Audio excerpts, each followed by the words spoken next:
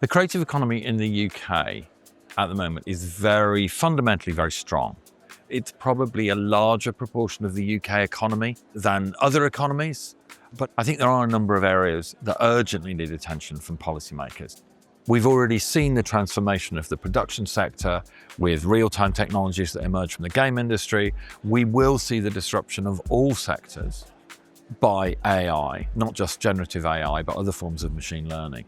So I think one of the things that policymakers urgently need to understand is that to preserve the past strengths of the UK creative sector, we need to invest in research and development, in innovation support, to ensure that our companies and our workforce have the underpinnings to support them into the future in the face of this technological change. So that's one thing, technology.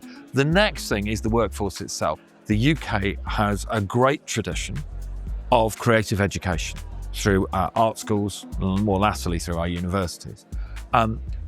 In fact, that's a tradition that we have people coming from all over the world to experience that kind of education in the UK.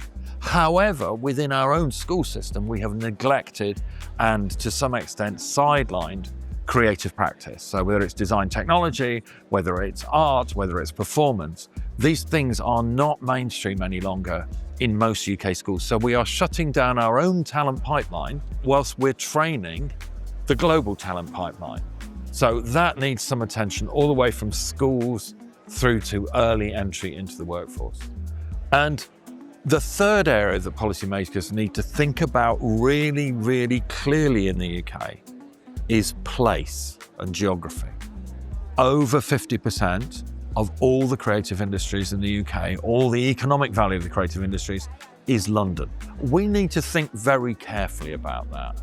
Over the last 10 years, there's been a growing awareness that we need to build our regional creative economies. So in cities like Edinburgh or Glasgow or Manchester particularly has been very successful in doing this. So we need to keep up those efforts, and through our clusters program that we have run, we have found a way of combining local politics with the universities and industry in these cities. And that's been great. But we mustn't neglect London. We have to balance those two things together.